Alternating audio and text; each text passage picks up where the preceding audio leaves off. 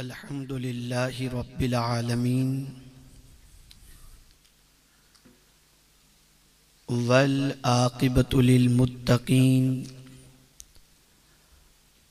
वस्सलातु वस्सलामु अला सय्यिदिल अंबियाइ वल मुरसलीन व अला आलिहि व अस्हाबिहि अत्तय्यिबीन अत्ताहिरीन अम्मा बाद फ़अऊज़ु बिल्लाहि मिनश शैतानिर रजीम बिस्मिल्लाहिर रहमानिर रहीम सुब्हानल्लज़ी अस्रा बिअब्दिही लैलन मिनल मस्जिदिल हराम इलल मस्जिदिल अक़सा अल्लज़ी बारकना हौलहू लिनुरियहू मिन आयातिना इन्नहु हुवस समीउल बसीर सदक़ल्लाहुल अज़ीम। काबिल इज़्ज़त तकरीम उलमाए ज़वील एहतराम व हाज़िरीन व हाज़िरात सुन्नी इज्तिमा, अस्सलामु अलैकुम व रहमतुल्लाहि व बरकातुहू।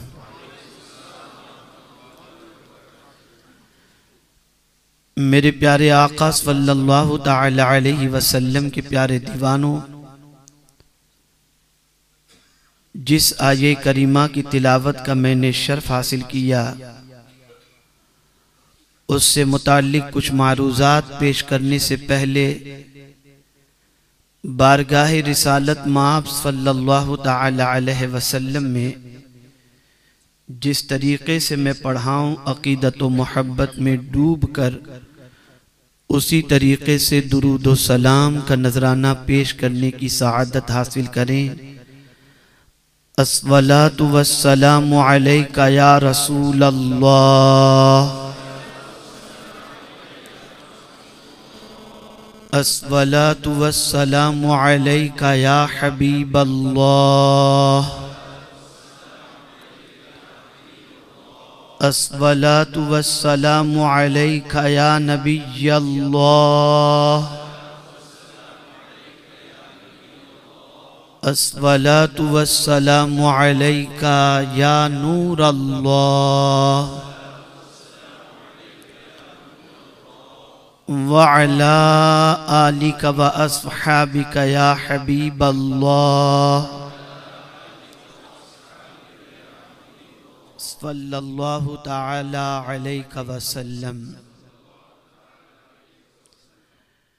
मेरे प्यारे आका सल्लल्लाहु तआला अलैहि वसल्लम के प्यारे दीवानों, दिल की अथाह गहराइयों से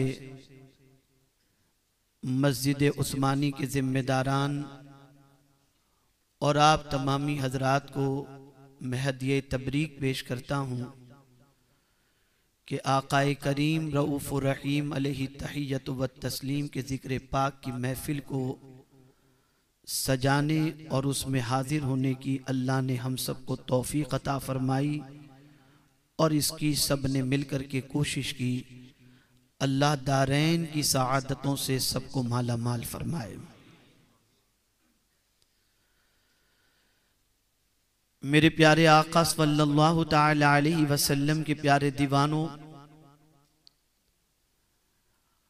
आप अच्छी तरीके से जानते हैं कि ये माह मुबारक आकाए करीम सल्लल्लाहु तआला अलैहि वसल्लम के सफ़र मेराज से मुताल्लिक़ ये माह मुबारक है और इस माह मुबारक की 27वीं शब को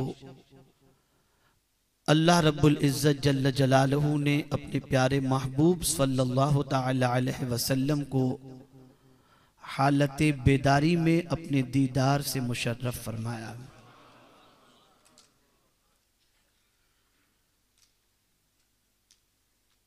आकाए करीम सल्लल्लाहु तआला अलैहि वसल्लम के सफ़र मेराज का तज़किरा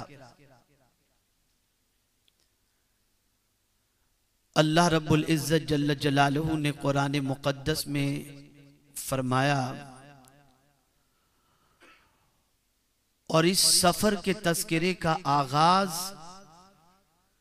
जिस लफ्ज से अल्लाह ने फरमाया वो है सुबहान।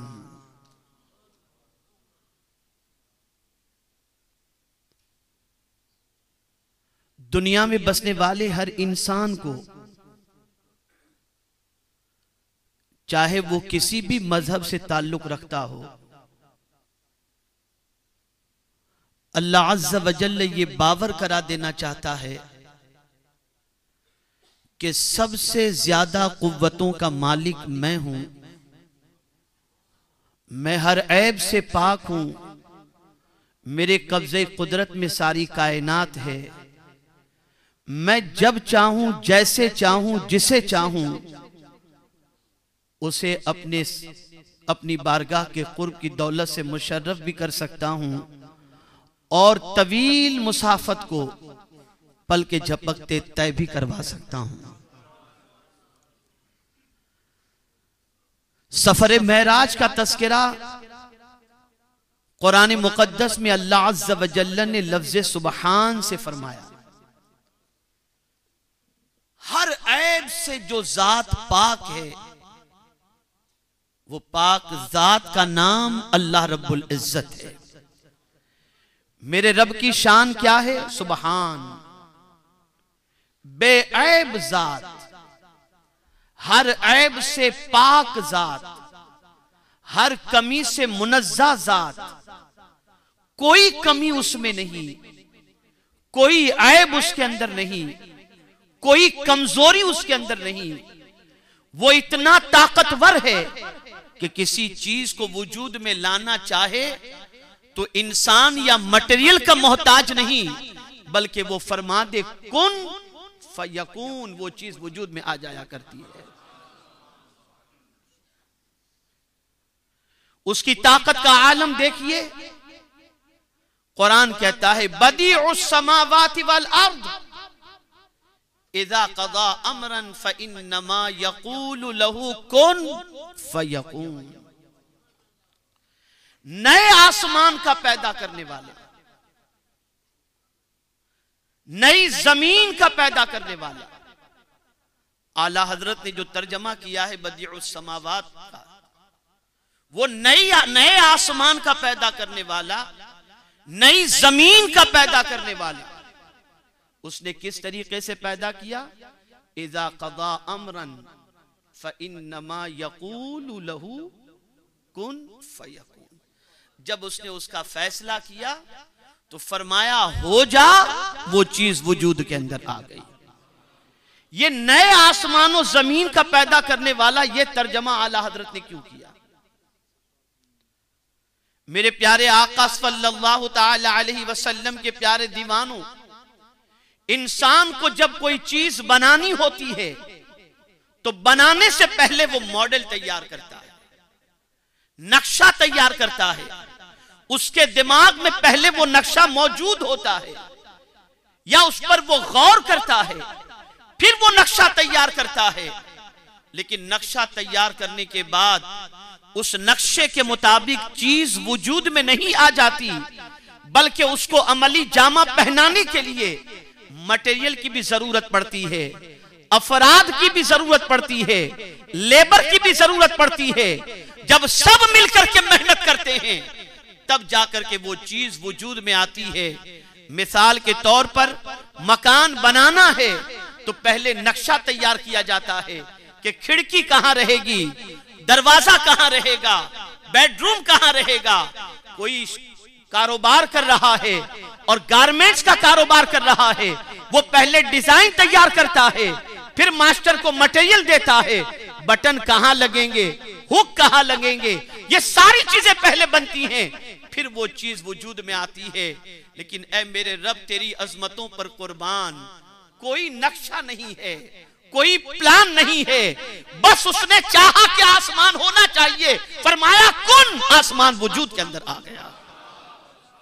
न किसी मेमार की जरूरत है, न किसी मटेरियल की जरूरत है, न किसी खिदमत गुजार की जरूरत है, बल्कि मेरे रब की ताकत का आलम यह है कि उसने कहा हो जा, वो चीज वजूद के अंदर आ गई, वजूद के अंदर आ गई। मेरे प्यारे आका सल्लल्लाहु ताला अलैहि वसल्लम के प्यारे दीवानों, इस वक्त उम्मत मुस्लिमा की कोताहियों के अंदर और कमी के अंदर एक कमी सबसे बड़ी यह भी है कि मुसलमान अपने रब की कुव्वत और ताकत से बेखबर हो चुका है। वो नहीं जानता कि जिसकी बारगाह में वो सर झुका रहा है वो खुदा कितनी कुव्वत वाला और अजमत वाला है।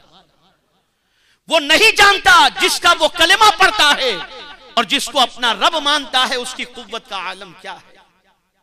मेरे प्यारे आका सल्लल्लाहु ताला अलैहि वसल्लम के प्यारे दीवानों, परवरदिगार जल्ल जलालहू ने अपने महबूब सल्लल्लाहु ताला अलैहि वसल्लम को जब सफरे मेराज से मुशर्रफ फरमाया तो उसके कई औसाफ है मेरे करीम के।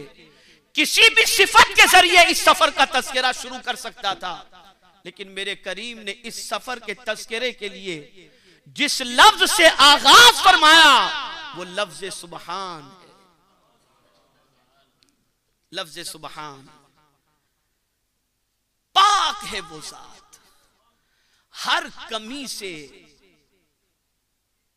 हर ऐब से, वो जात पाक है। और ये बात याद रखें मेरे प्यारे आका सल्लल्लाहु ताला अलैहि वसल्लम के प्यारे दीवानों, ये लफ्ज सुबहान जिसका माद्दा सब्बहा है, जिसका फेल सब्बहा है, माद्दा तस्बीह है, मस्दर तस्बीह है, सीन बा हा जिसका माद्दा है।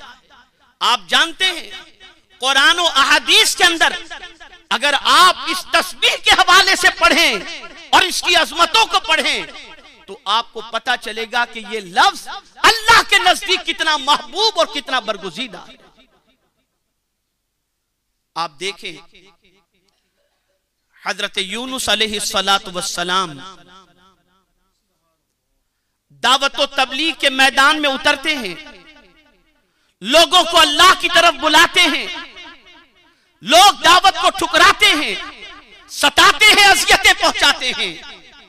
तो हजरत यूनुस अलैहिस्सलातु वस्सलाम शहर छोड़कर जाने का इरादा करते हैं। अभी समंदर के करीब पहुंचे ही थे, सोचते हैं कि कूद करके मैं सफर तय कर लूं कि अल्लाह अज़्ज़ व जल्ल ने जैसे ही उन्होंने छलांग लगाई एक मछली के पेट के अंदर आपको महफूज फरमा दिया। अब आप मछली के शिकम के अंदर हैं और उस तारीक मछली के शिकम के अंदर हजरत यूनुस अलैहिस्सलातु वस्सलाम अपनी जिंदगी के लम्हात गुजार रहे हैं। अब वो चाहते हैं कि मछली के शिकम से अल्लाह उनको बाहर निकाले। बहुत सारी आयतें थी, अल्लाह को याद करने के लिए बहुत सारे उसके औसाफ थे, लेकिन अल्लाह अकबर, हजरत यूनुस अलैहिस्सलातु वस्सलाम मछली के शिकम के अंदर और उस तारीकी के अंदर जो कलेमात गुनगुनाते हैं वो क्या हैं? तो कुरान कहता है फनादा फी ज़ुलुमात अल्ला इलाहा इल्ला अंता सुबहानका इन्नी कुन्तु मिनज़ ज़ालिमीन। आपने उस तारीक कोठरी के अंदर, मछली के पेट के अंदर जब ये आये करीमा पढ़ी, ला इलाहा इल्ला अंता सुबहानका इन्नी कुन्तु मिनज़ ज़ालिमीन, अल्लाह अज़्ज़ व जल्ल को ये जिक्र इतना पसंद आया कि कुरान कहता है फस्तजबना लहू व नज्जयनाहु मिनल गम, हमने उनकी दुआ को कबूल कर ली और उनको गम से नजात अता फरमा दी। और क्या हुआ? यही मछली हजरत यूनुस अलैहिस्सलातु वस्सलाम को दरिया के किनारे के ऊपर अपने मुंह से निकाल देती है और हजरत यूनुस अलैहिस्सलातु वस्सलाम सलामती से शहर की तरफ जाते हुए नजर आते हैं। अब यहां मैं आपसे एक सवाल पूछना चाहता हूं, और भी बहुत सारे औरात कर सकते थे, उन्होंने ला इलाहा इल्लल्लाह भी कहा और सुबहानक भी कहा। सवाल यह पैदा होता है अल्लाह अज़्ज़ व जल्ल को कौन सा लफ्ज पसंद आया जिसकी वजह से अल्लाह ने हजरत यूनुस अलैहिस्सलाम को मछली के शिकम से नजात अता फरमाई। तो अब कुरान कहता है अल्लाहु अकबर, फलौला अन्नहु कान मिनल मुसब्बिहीन ललबिसा फी बतनिही इला यौम युबअसून। अगर यूनुस मेरी तस्बीह न करते तो कयामत तक वो मछली के पेट के अंदर ही रहते। पता चला जो लफ्ज उस गम से हजरत यूनुस को नजात दिला रहा है वो अल्लाह की तस्बीह है, उसको सुबहान कहना है, उसकी तस्बीह बयान करना है। तो पता चला अल्लाह को अपनी तस्बीह इतनी पसंद है कि जब कोई उस तस्बीह को गुनगुनाता है तो मौला उसको गम से नजात अता फरमा देता, नजात अता फरमा देता। इसलिए आकाए करीम रऊफ और रहीम अलैहि तहियत व तस्लीम ने इरशाद फरमाया सहाबाए किराम अलैहिमुर रिदवान को कि क्या तुम्हें मैं गम से नजात का वजीफा न बताऊं?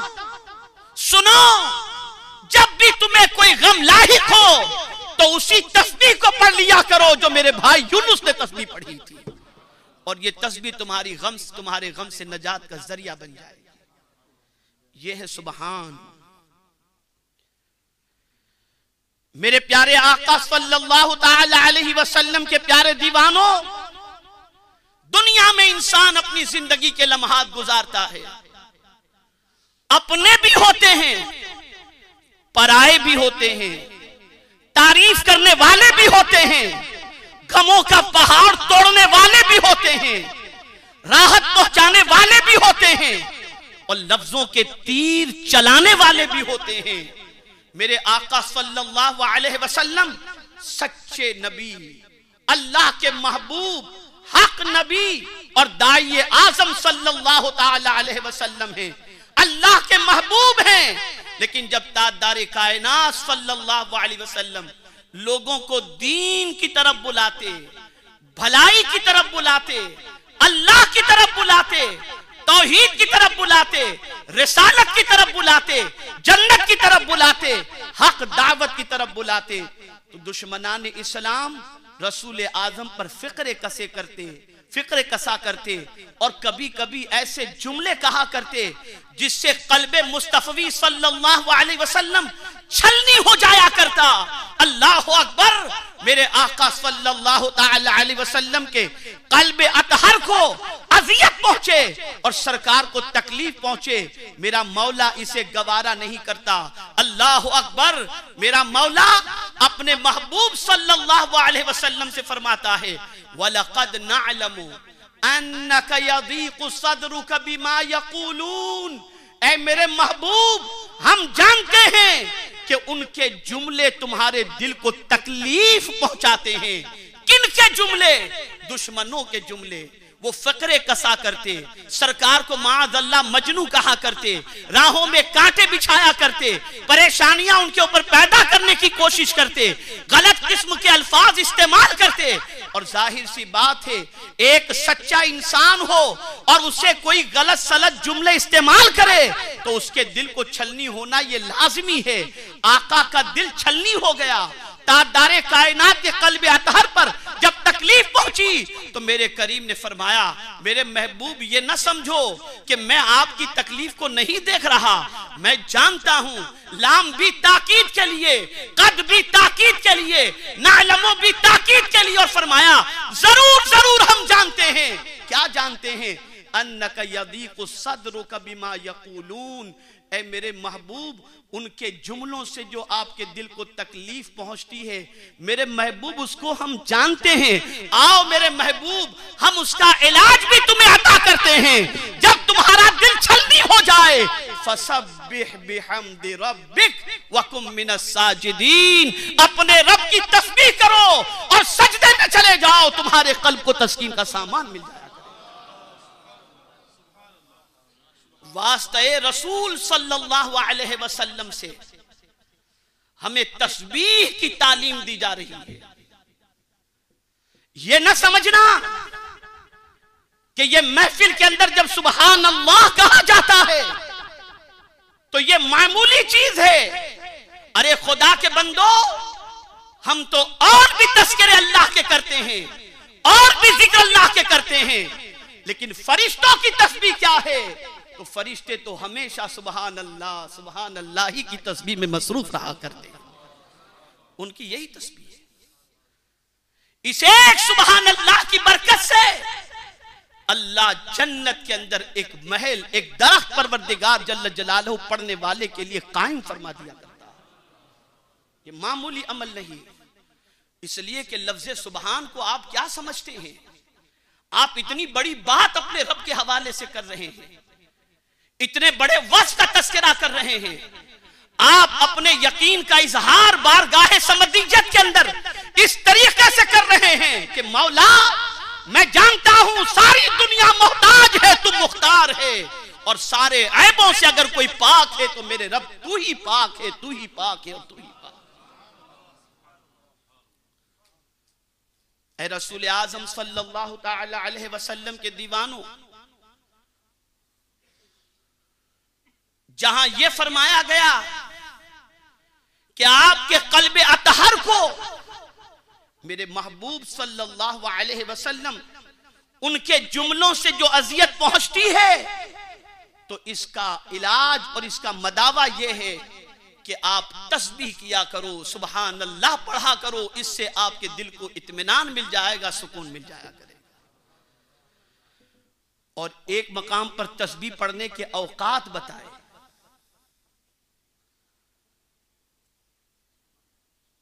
जब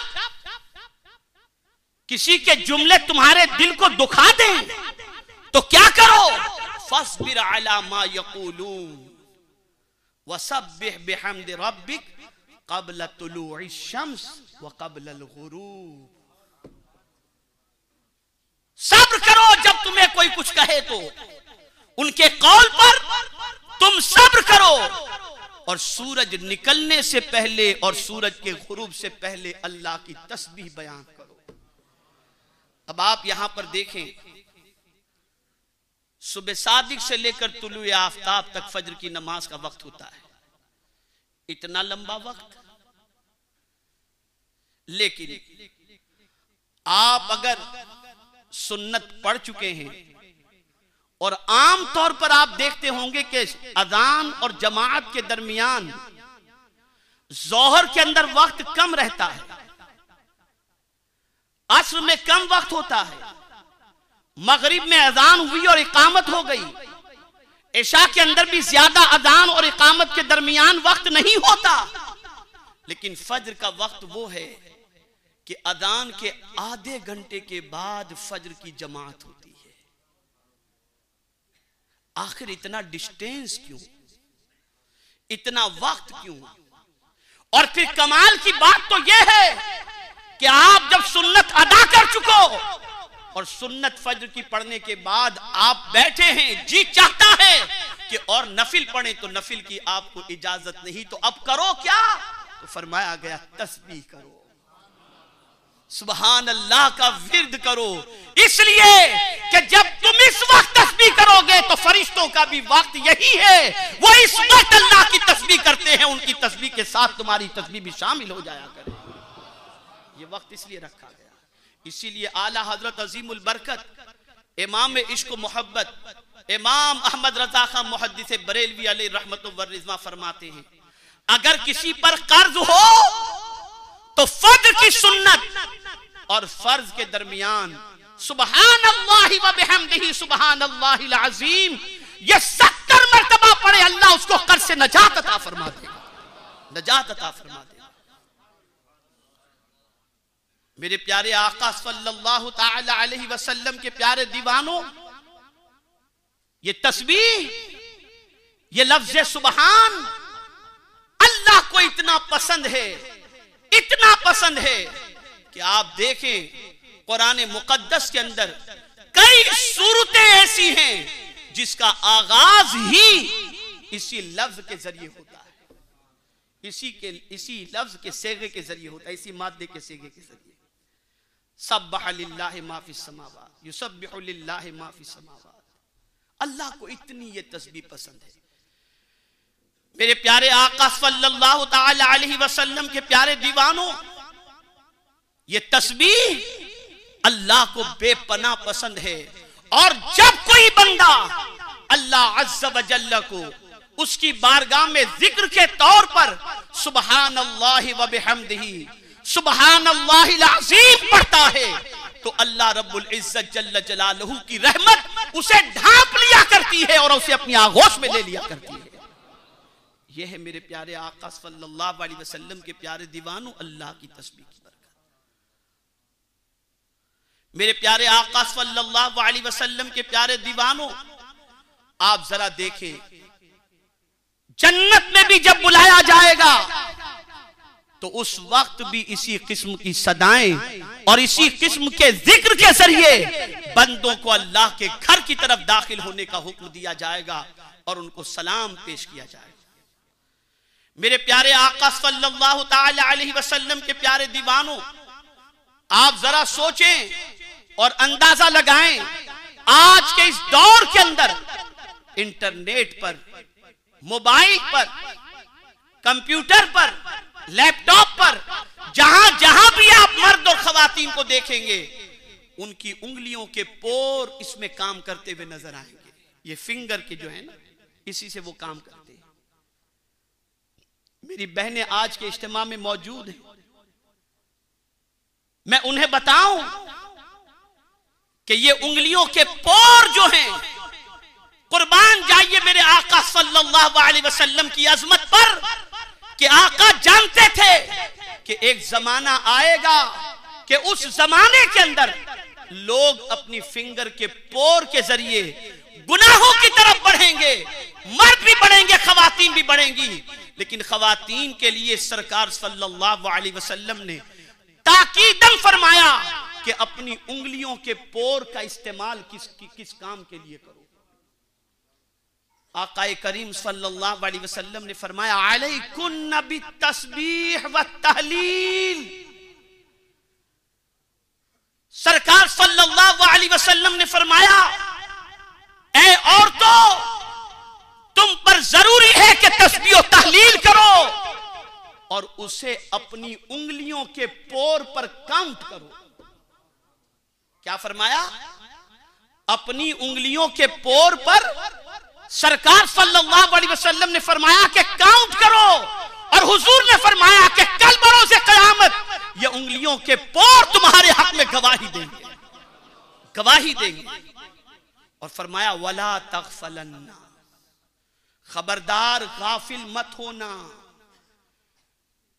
और फिर आकाए करीम सल्लल्लाहु अलैहि वसल्लम ने फरमाया, ऐ औरतों, अगर तुम उंगलियों के पोर पर तस्बीह गिनने के अंदर गाफिल बरती, फयुनसयन्न रहमा, तो अल्लाह की रहमत तुम्हें भुला देगा। अल्लाह की रहमत से तुम महरूम हो जाओगे, भुला दी जाओगे। यहां से ये बात समझ में आई कि वो हमारी बहनें जो अपनी उंगलियों के पोर के जरिए नेट पर चैटिंग करने के अंदर, ट्वीट करने के अंदर, फेसबुक के अंदर और मोबाइल के अंदर अपनी उंगलियों के पोर का इस्तेमाल करती हैं, उन्हें सोचना चाहिए कि हुजूर ने फरमाया ये उंगलियों के पोर क़यामत में गवाही देंगे, तो हमें इन उंगलियों के पोर के जरिए हमें तस्बीह काउंट करना है, ताकि क़यामत में ये गवाही दे कि अल्लाह तेरी इस बंदी ने इन पोर पर तेरी तस्बीह को काउंट किया था और तेरी तस्बीह और तेरी तहलील बयान की थी। मेरे प्यारे आका सल्लल्लाहु अलैहि वसल्लम के प्यारे दीवानों, इस बात को जहन के अंदर रखें और अच्छी तरीके से जहन के अंदर रखें कि अल्लाह की तस्बीह अल्लाह को बहुत पसंद है। आप जरा सोचो, इस तस्बीह के जरिए कुव्वत मिलती है, इस तस्बीह के जरिए तवानाई मिलती है, इस तस्बीह के जरिए थकान दूर हो जाया करती है, इस तस्बीह के जरिए टेंशन हल्का हो जाया करता है, इस तस्बीह के जरिए अल्लाह की खुशनुदी हासिल हो जाया करती है।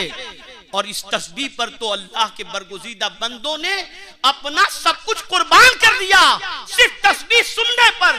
कौन नहीं जानता हजरत इब्राहिम खलीलुल्लाह अलैहि सलातु वस्सलाम को, जब रब्बे कदीर के फरिश्तों ने रब से अर्ज किया कि मौला तूने इब्राहिम को खलील बनाया, क्यों बनाया? तो रब ने फरमाया जाओ मेरे इब्राहिम का जैसा इम्तिहान लेना चाहते हो ले लो। फरिश्तों ने लिबास बशरी के अंदर, हजरत इब्राहिम बकरियां चरा रहे थे और फरिश्ते लिबास बशरी में आए और आकर के कुछ भी नहीं किया उन्होंने हजरत इब्राहिम के सामने पढ़ना शुरू किया, सुबहानल मलिकिल कुद्दूस। बस इतना सुनना था कि हजरत इब्राहिम अलैहिस्सलाम बकरियां चराना भूल गए और अपने रब की तस्बीह सुनने में मसरूफ हो गए। फरिश्ते चुप हो गए। इब्राहिम अलैहिस्सलाम ने फरमाया, जरा रब की तस्बीह तो सुनाओ जो अभी तुम कर रहे थे। अर्ज करते हैं, कुछ दो तो सुनाएंगे। फरमाते, आधी बकरियों का रेवड़ मुझसे ले लो, मेरे रब की तस्बीह बयान करो। आधी बकरियों का रेवड़ दे दिया, फरिश्तों ने तस्बीह सुनाई। फिर उसके बाद फरिश्ते चुप हो गए तो हजरत इब्राहिम अलैहिस्सलातु वस्सलाम ने फरमाया, अब चुप क्यों हो गए, मेरे रब की तस्बीह सुनाओ। फिर उन्होंने कहा, सुबहानल मलिकिल कुद्दूस सुबहानदिल मुल्क वल मलकूत। जब उन्होंने ये कहा तो हजरत इब्राहिम अलैहिस्सलाम ने बाकी आधी बकरियों का रेवड़ भी उन्हें अता फरमा दिया। फिर वो चुप हुए तो आपने फरमाया, सुनाओ मेरे रब की तस्बीह। तो अर्ज करते हैं, कुछ दो तो सुनाएंगे। फरमाते हैं, अब देने के लिए तो बकरियां खत्म हो चुकी, मुझे बकरियों की खिदमत के लिए ले चलो, लेकिन मेरे रब की तस्बीह मुझे सुनाते रहो। आप जरा सोचो, ये है अल्लाह की तस्बीह सुनने का शौक। नमाज जैसी अफजलुल इबादत, इसमें भी क्या है, जैसे ही अल्लाह अकबर हम कह करके हाथ बांधते हैं, पहले रब की तस्बीह पढ़ो। औज़ो बाद में पढ़ना, बिस्मिल्लाह बाद में पढ़ना, पहले कहो सुब्हानकल्लाहुम्मा व बिहम्दिका।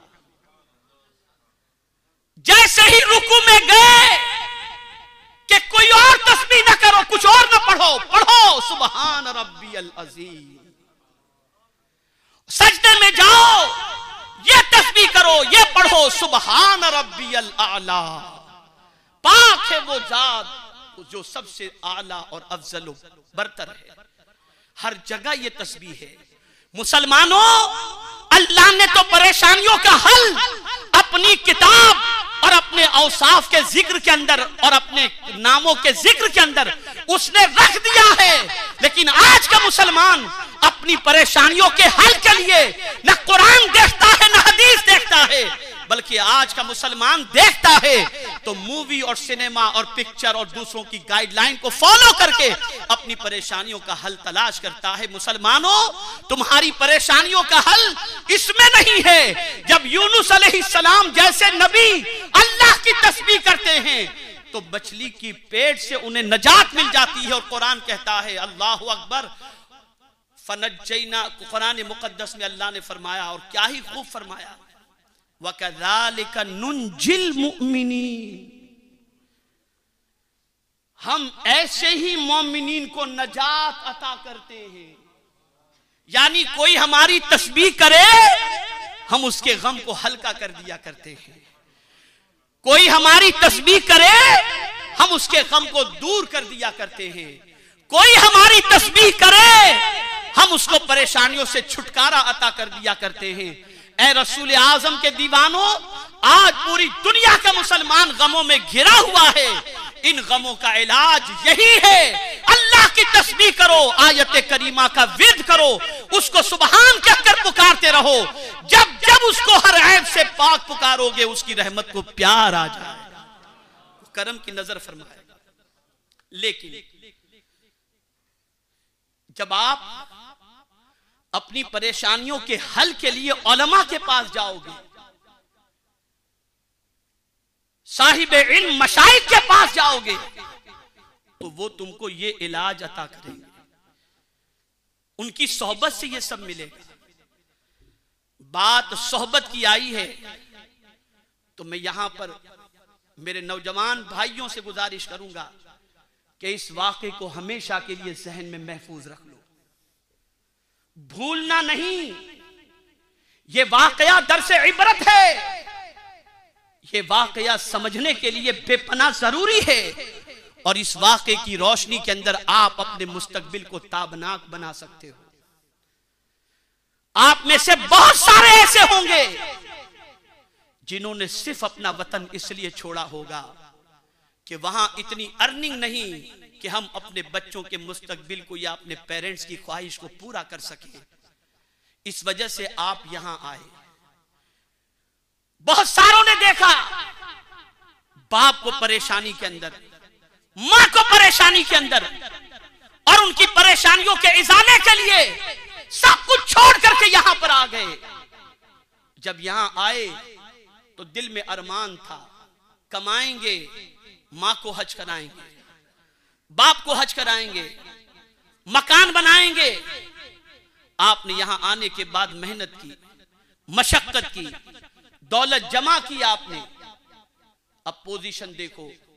मैं अब थोड़ी सी तवज्जो हिंदुस्तान की तरफ ले चलता हूं कि बहुत सारे हिंदुस्तान में ऐसे लोग हैं, ऐसे बच्चे हैं जो अपने बाप को मजदूरी करते हुए देखते हैं, बाप को किसी के यहां मुलाजिमत करते देखते हैं और सोचते हैं कि हमारे पास इतना कैपिटल नहीं कि कोई बिजनेस शुरू कर सके। एक ही रास्ता है कि एजुकेशन हासिल करें और उसके बाद अच्छे मकाम पर पहुंचकर हम अच्छी अर्निंग के हकदार बन जाएं और फिर अपने पेरेंट्स को हम अच्छी तरीके से रख सकें।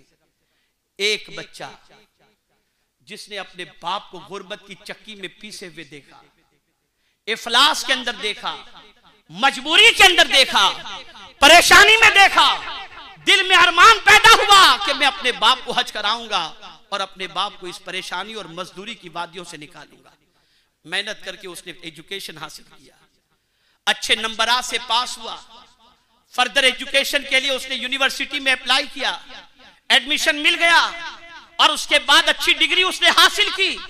एक कंपनी के अंदर उसने अप्लाई किया, अप्लाई के बाद उसे जॉब मिली। बहुत गौर से नौजवान समाअत फरमाए, उसको जॉब मिली, अच्छी सैलरी शुरू हुई।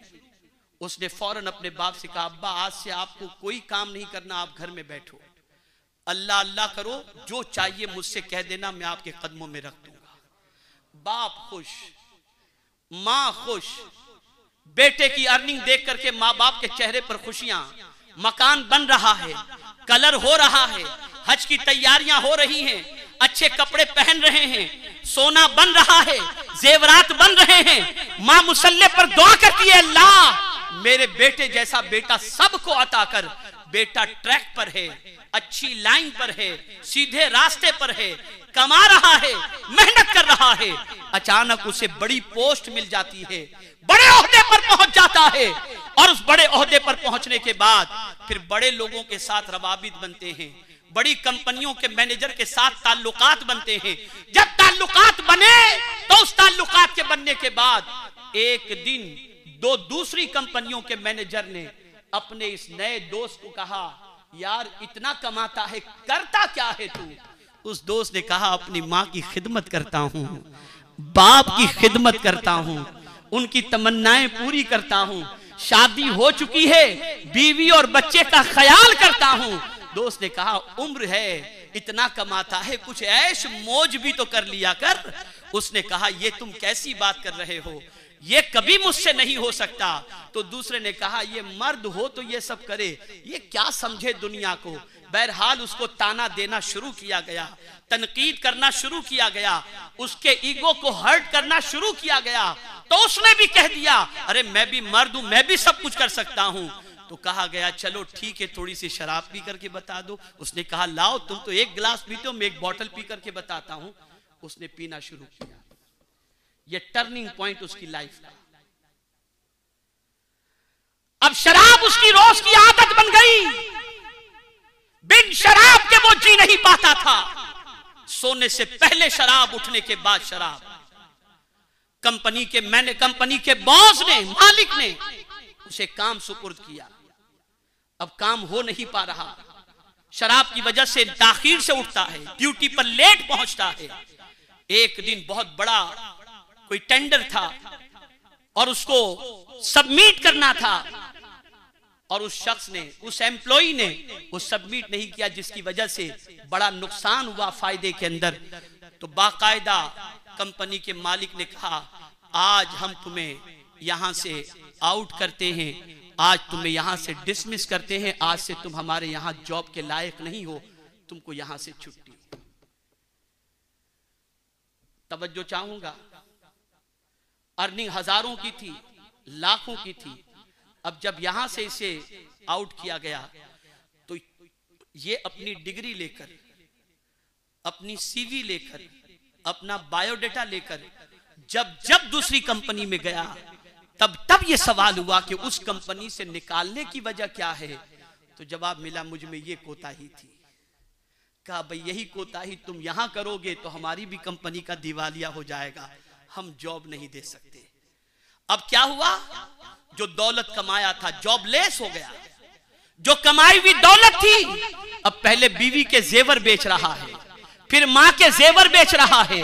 माँ बाप को आहिस्ता आहिस्ता इत्तला मिली, माँ बाप घर के अंदर कैद हो गए, बाहर निकलने से शर्माते हैं कि अब लोगों को क्या मुंह दिखाएंगे कि बेटा इतना आवारा हो चुका है। गर्ज कि अब माँ मुसल्ले पर बच्चे जैसी दुआ नहीं करती, अब दुआ करती है अल्लाह मेरे बेटे को नेक तौफीक अता फरमा। बीवी परेशान, बच्चा परेशान, माँ परेशान, बाप परेशान, जिंदगी गुजर रही है। इसी में एक मर्तबा ऐसा हुआ कि रात को उसने शराब ज्यादा पी ली और पीने के बाद वो गिर गया और गिर करके अपने घर के पास जो गटर थी उस गटर के पास वो पड़ा रहा। वही दो दोस्त जिन्होंने इसको शराब का आदी बनाया था वहां से गुजरते हैं, देखा कि वो इस तरीके से पड़ा है तो कहते यार बड़ा अजीब इंसान निकला, हमने तो एक गिलास की भी बात नहीं की थी, पूरी बोतल का आदी बनकर अपनी जिंदगी बर्बाद कर दिया। छोड़ो इसको, चलो अपने काम पर निकल चलते हैं। कोई हाथ नहीं बटाया, किसी ने तवज्जो नहीं दी, किसी ने संभाला नहीं, बिगाड़ने वाले छोड़कर चले गए। ऐसे में अल्लाह अज़्ज़ व जल्ल के प्यारे हबीब के उस शाख उलमा का गुजर हुआ जो इस बच्चे की जिंदगी को देखे थे। जब इस तरीके से पड़ा हुआ देखा, उठाया बच्चे को, तेरी हालत तो देख, तूने क्या बना रखी है, ये शराब ने कहां तुझे पहुंचा दिया, बेटा तौबा कर ले, छोड़ दे ये आदत। वो कहता है ये आदत छूटने का नाम नहीं लेती, छोड़ना तो चाहता हूं, छूट नहीं पाती। तो उन्होंने कहा फिक्र न कर, हमारे पास नुस्खा है तेरी ये आदत छुड़ाने का। उसने कहा वो नुस्खा क्या है बताओ। कहा बस एक ही है, दिल से सबकी मोहब्बत निकाल कर नबी की मोहब्बत को पैदा कर ले, ये आदत छूट जाएगी। इसलिए कि जब तक शराब की हुर्मत का ऐलान नहीं हुआ था लोग शराब पीते थे, लेकिन आकाए करीम की मोहब्बत का गलबा था, हुर्मत का हुक्म हुआ, शराब उन्होंने छोड़ दी। तू भी नबी से अपने ताल्लुक को मजबूत कर ले, शराब का नशा उतर जाएगा। उस दिन उसने तौबा की, नबी से रिश्ता मजबूत किया, फिर खोया हुआ वकार अल्लाह ने दोबारा उसे अता फरमा दिया, उसे अता फरमा दिया। जरूरत इस अम्र की है कि इस मुल्क के अंदर हमारा नौजवान ड्रग्स की तरफ बढ़ रहा है, नशे की तरफ बढ़ रहा है। ईगो को हर्ट करने वाले बहुत सारे नौजवान होते हैं जो शराब की तरफ ले जाते हैं, बदकिरदारी की तरफ ले जाते हैं। ऐसे में उलमा और ये सुन्नी दावत इस्लामी के मुबल्लिगीन से आपके रवाबित आपको इन चीजों से नफरत पैदा करेंगे और आपको अल्लाह की तस्बीह की तरफ माइल करेंगे। नतीजा ये होगा जब अल्लाह की तस्बीह करोगे, अल्लाह का जिक्र करोगे, अल्लाह के रसूल से मोहब्बत उस्तवार करोगे तो मुसीबतें भी दूर हो जाएंगी और परवरदिगार के कुर्ब की दौलत भी नसीब हो जाया करेगी। आज के इस अजीमुशान रूपरवर सुन्नी इज्तिमा में मेरा पैगाम आपको यही है, सुभान अल्लाह का विर्द किया करो, इस विर्द को जबान पर जारी रखा करो। इसीलिए इमाम बुखारी रहमतुल्लाह ताला अलैह ने बुखारी शरीफ की आखिरी हदीस जो रखी वो यही तो रखी, कलिमतान खफीफतान अलल लिसान। यही तो उन्होंने कहा कि दो कलमे जबान पर हल्के हैं लेकिन मीजान पर वजनी है, वजनी है। वो क्या है? सुब्हानल्लाहि व बिहम्दिही सुब्हानल्लाहिल अज़ीम। ऐ रसूल आज़म के दीवानों, हमें अल्लाह करीम और उसके रसूल सल्लल्लाहु अलैहि वसल्लम ने ये नुस्खा अता फरमाया है। हम हैं कि गफलत के शिकार होकर, आज परेशानियों के शिकार होकर गुनाहों के दरवाजे पर दस्तक देते हैं ताकि गुनाह करने के बाद परेशानी दूर हो। नहीं, तस्बीह करो, परेशानी दूर हो जाएगी। इसीलिए अल्लाह ने अपने महबूब के सफर मेराज के तस्करे का आगाज जब फरमाया तो अपनी उसी सिफत का जिक्र फरमाया जो सिफत उसे महबूब भी है और उसका जिक्र भी अल्लाह को महबूब है। सुबहानल्लज़ी अस्रा बिअब्दिही, पाकी है उस जात के लिए जिसने सैर कराई अपने बंदे खास को। तो याद रखो, आज के इस रूपरवर इज्तिमा में तस्बीह को अपनी जिंदगी बनाओ, सुबहान अल्लाह को अपना वजीफा बनाओ। एक और बात खास तौर पर मैं अर्ज करूं, एक बुजुर्ग से मेरी मुलाकात हुई और मेरी तबीयत की पोजीशन कुछ अजीब रहती थी, कभी सही कभी गलत, कभी नरम कभी गर्म, अजीब पोजीशन रहती थी। कभी ब्लड प्रेशर हाई हो जाए तो कभी क्या हो जाए। तो मैंने उनसे अर्ज किया कि हुजूर कोई नुस्खा बताएं जिससे तबीयत संभली हुई रहे, कंट्रोल में रहे। तो उन्होंने कहा मौलाना एक बात याद रखो, कोई भी मर्ज हो अगर अपनी बॉडी को बैलेंस में रखना चाहते हो, परफेक्ट रखना चाहते हो, तो अपनी जबान को अल्लाह की तस्बीह से तर रखो, यानी सुबहान अल्लाह व बिहम्दिही पढ़ते रहो, इंशाअल्लाह तुम्हारी तबीयत दुरुस्त रहेगी, दुरुस्त रहेगी। तो आज के इस इज्तिमा में मेरा आपको यही पैगाम है कि इस तस्बीह को अपने लिए विर्द ज़बां बना लो, अपने बच्चों को इसका आदी बनाओ। और ख़वातीन इस्लाम से मेरी गुजारिश है कि अपनी उंगलियों के पोर पर अल्लाह की तस्बीह किया करें, काउंट किया करें। क़यामत में ये पोर अल्लाह की बारगाह में गवाही देंगी और इंशाअल्लाह इसकी गवाही अल्लाह की बारगाह में कबूल होगी और अल्लाह इसके सदक़े में दोनों जहां की बरकतों से माला माल फरमाएगा। सुन्नी दावत इस्लामी से वाबस्ता हूँ और सुन्नी दावत इस्लामी के इज्तिमाआत में शरीक हुआ करें। अल्लाह रब्बुल इज़्ज़त जल्ल जलालहू अपने प्यारे महबूब सल्लल्लाहु अलैहि वसल्लम की नाले पाक के सदक़ो तुफ़ैल मुझसे आपसे सबसे वो काम ले जिससे अल्लाह भी राजी हो और उसके हबीब सल्लल्लाहु अलैहि वसल्लम भी राजी हो। काम वो ले लीजिए तुमको जो राजी करे, ठीक हो नामे रजा, तुम पे करोड़ों दुरूद, वमा अलैना इल्लल बलागुल मुबीन। अस्सलाम।